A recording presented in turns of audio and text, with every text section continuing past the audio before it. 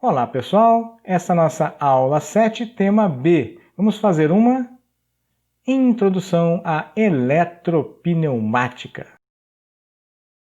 Os circuitos eletropneumáticos são circuitos pneumáticos onde o comando dos atuadores é feito eletricamente. As mudanças no circuito pneumático são: as válvulas de sinais, ou seja, as válvulas fim de curso, são elétricas e não mais pneumáticas, ou seja, são interruptores ou sensores. E sensores podem ser ópticos, magnéticos, indutivos, capacitivos. As válvulas de comando principais são acionadas eletricamente por solenoides e não mais por pilotagem de ar comprimido. A representação gráfica então desses circuitos eletropneumáticos tem duas partes: o circuito pneumático e o circuito elétrico. Temos aqui uma figurinha para ilustrar isso. Então a parte pneumática vocês já conhecem.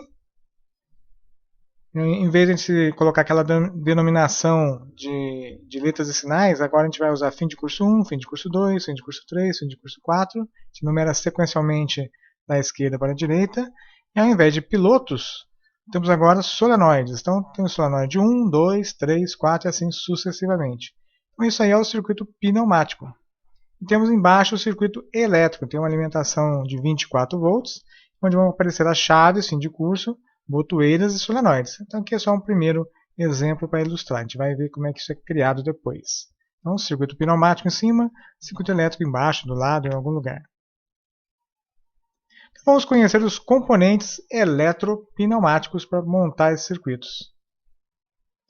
Os primeiros são os interruptores elétricos, são vários tipos, né? Eles podem possuir contatos normalmente abertos, chamados de NA, e os contatos normalmente fechados, o NF. Podem ter também comutadores, ou seja, tem um contato comum com um NA e outro NF, ou ter várias combinações desses componentes.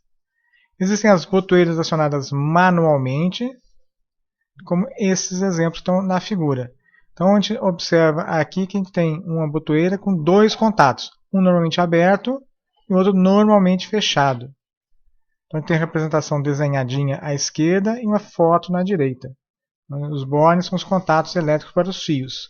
Então, esses que eu marquei um amarelo é um contato normalmente fechado. Observe, se a gente pressionar o botão vermelho, aquele contato vai se abrir e o de baixo, que é normalmente aberto, vai se fechar. A numeração dos contatos, tinha nas figuras ali, segue um padrão. É formado por dois algarismos na forma XY. X é o número do contato, ou seja, o primeiro, o segundo, o terceiro, assim por diante. Y vai ser 1 e 2 para o contato normalmente fechado e 3 e 4 para os contatos normalmente abertos. A gente tem um botão pulsador à esquerda e um botão com trava à direita. Se a gente observar então, tem o contato 13 e 14.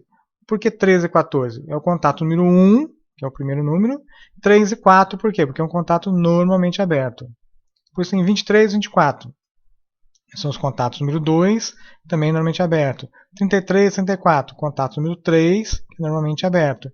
41 e 42, que são contatos número 4, mas normalmente fechado. Então, a simbologia é bastante simples. Aqui o botão do tipo trava, de cogumelo, você aperta ele, ele fica travado. Para destravar, tem que girar ele num certo ângulo, num certo sentido. E o botão giratório, você gira para um lado, 90 graus, ele trava, e gira ao contrário, ele destrava. As chaves fim de curso para os nossos circuitos sequenciais são válvulas de sinais elétricas acionadas mecanicamente por rolete. A gente vê que essa imagem mostra a parte interna igualzinha do primeiro botoeira que a gente viu, só acionamento que em vez de ser manual, agora é por rolete.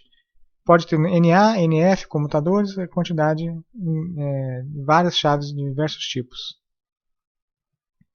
Outro, só mostrando a primeira vez o comutador, né? Ou seja, é um fim de curso acionado por rolete mecânico. A gente observa na simbologia, tem 11, 12 e 14. Então todos são 1. Então todos os três contatos começam com 1, é o contato número 1.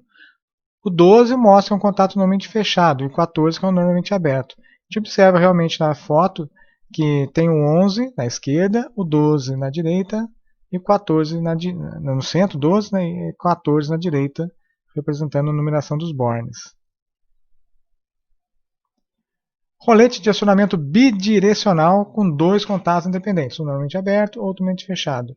O rolete pode ser acionado em qualquer sentido, então empurrou para um lado, empurrou para o outro, ele aciona. Um outro modelo é o escamoteável, também chamado de gatilho. Somente funciona a parte elétrica se for acionado num determinado sentido. Observe essas setas mostradas aí, o sentido de acionamento da esquerda para a direita, e se ele for acionado da direita para a esquerda, ele não dá o sinal elétrico. Relés. Os relés são as chaves elétricas acionadas por bobinas eletromagnéticas. Então aí tem uma figurinha do relé acionado. Observe que tem um contato comutador. Tem o comum à esquerda, normalmente fechado e normalmente aberto na direita.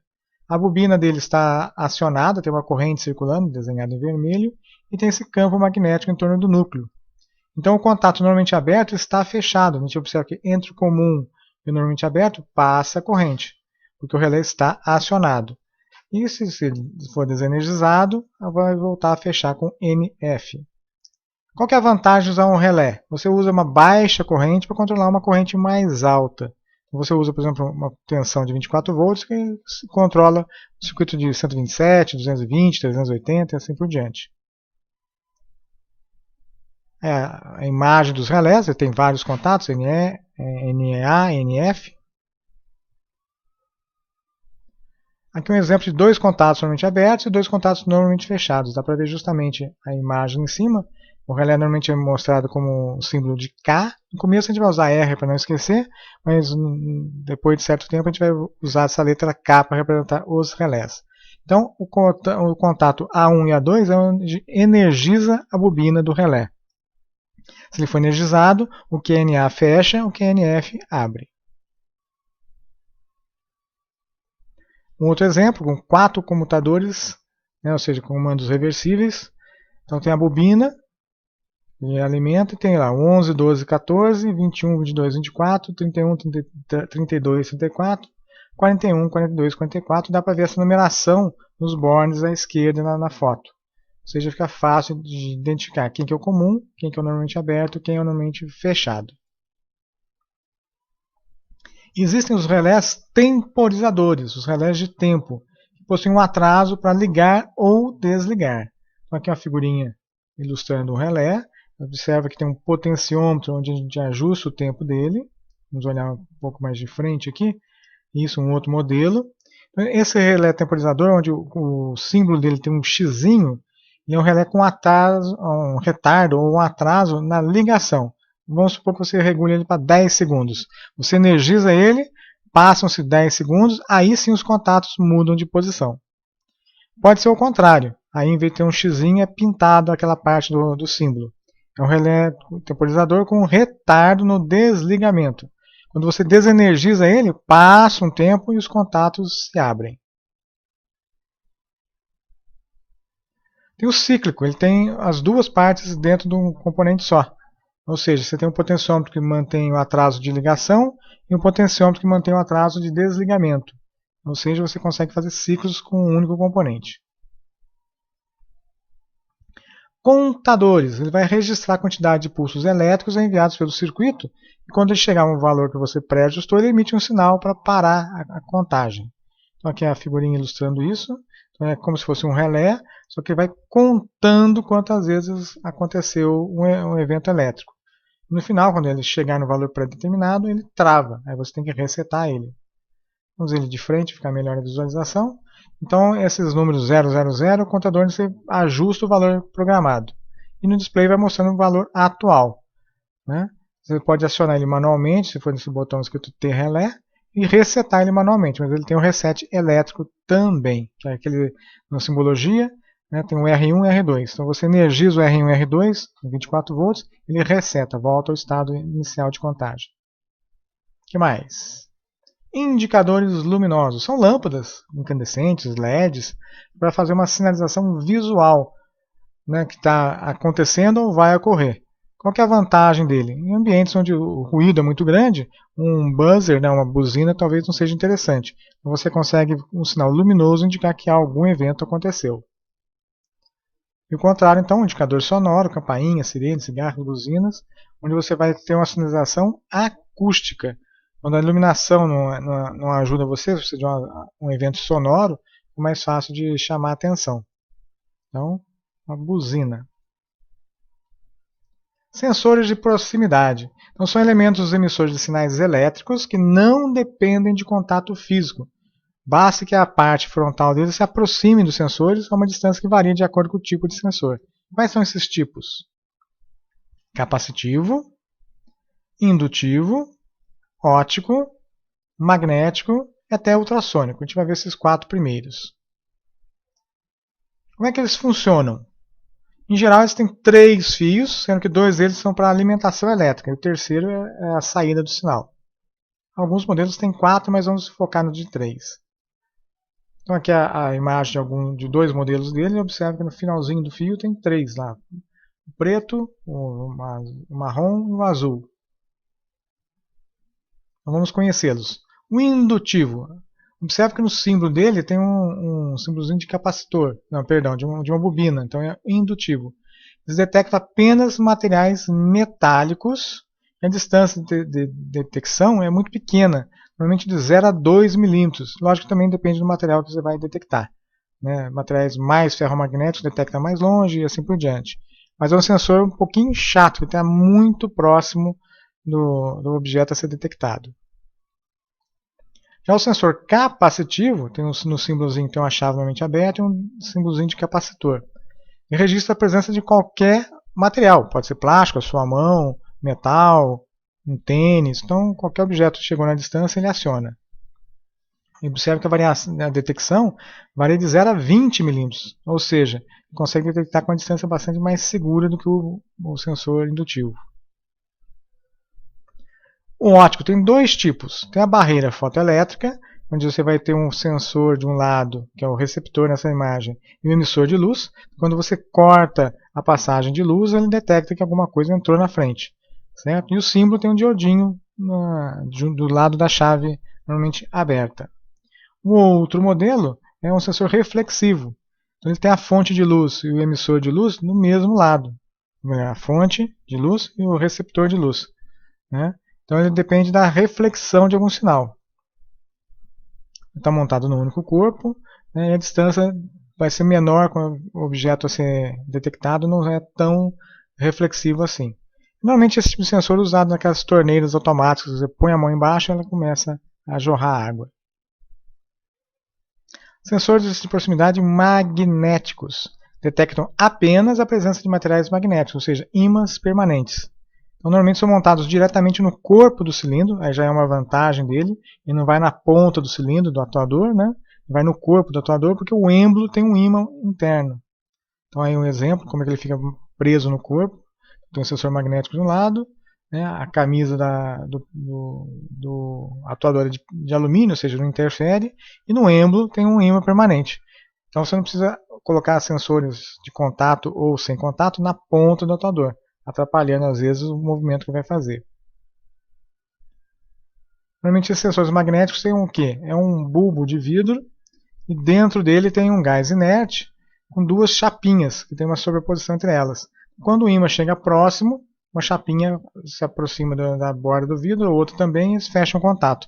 Então ele tem uma corrente muito pequena de controle, né? Da mesma forma que os demais sensores, a corrente que ele consegue controlar é muito pequena. Então, estando energizado, ao se aproximar do material a ser detectado, o sensor emite um sinal. Isso a gente já sabia. Esse sinal é de baixa corrente e normalmente não podem ser utilizados para energizar diretamente as bobinas dos solenoides ou outros componentes elétricos que exigem maior potência. Então, nesse caso, a gente precisa de utilizar um relé auxiliar para amplificar esse sinal, ou seja, ele não consegue ativar diretamente a bobina no solenoide, o solenoide faz mais força que o relé, né? E o relé não precisa de tanta corrente, então ele consegue acionar um relé. Então o que a gente vai fazer? Vamos entender isso aqui. Eu tenho nossa alimentação de 24 volts, tenho a fim de curso mecânica aqui, por exemplo, eu tenho o solenoide. A chave mecânica consegue acionar diretamente o solenoide com facilidade. Já um sensor, aqui é um exemplo de um sensor capacitivo, se eu colocar o mesmo solenoide para ser acionado, ele não funciona. normalmente a corrente não é suficiente para acionar o solenoide. Então o que eu preciso fazer?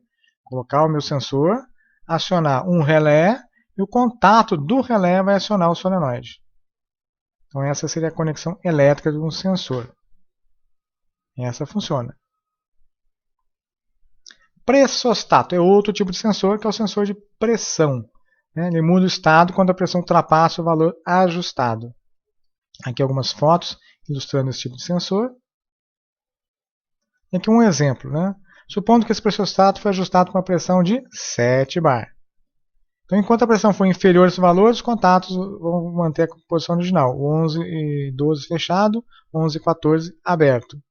Enquanto a pressão ultrapassa 7 bar, os contatos se invertem. Quem era fechado abre, quem era aberto fecha. Você consegue detectar essa variação de pressão. Quando a pressão cair novamente, ele volta ao estado inicial. O que são os solenoides que eu estava citando anteriormente? São bobinas eletromagnéticas, ou seja, similar aos relés, que quando energizadas geram um campo que atrai elementos ferrosos e vão se comportar como ímã. Daí a gente já sabia. A diferença é que eles estão dentro de um núcleo mais forte, ou seja, vai ter que atrair o miolo da chave que vai comutar o ar ou o óleo, porque existe também as chaves solenoides para comandar o óleo, então tem que fazer mais força que o relé faz.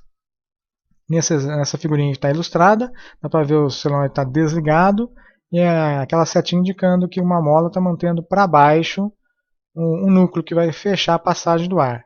Então o ar está entrando por P, mas não está saindo por A. Quando a gente aciona o eletroímã, ou seja, a bobina, ele atrai o núcleo magnético, a setinha está para cima, liberando a passagem do ar comprimido de P para A. Simples.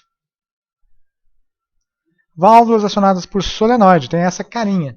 Observa que a válvula, a parte solenoide da direita, onde tem 2 fios, está parafusada no corpo, e esse corpo é um corpo padrão, poderia estar ali uma botoeira, poderia estar ali também um acionamento mecânico para o rolete. Ou seja, a válvula em si é a mesma, o que muda é o tipo de acionamento. Mais um exemplo, e mostrando justamente, nesse caso da esquerda, a bobina que aciona o solenoide lá dentro. Uma bobina relativamente grande comparada dos relés. Por isso necessita de uma corrente maior para poder funcionar.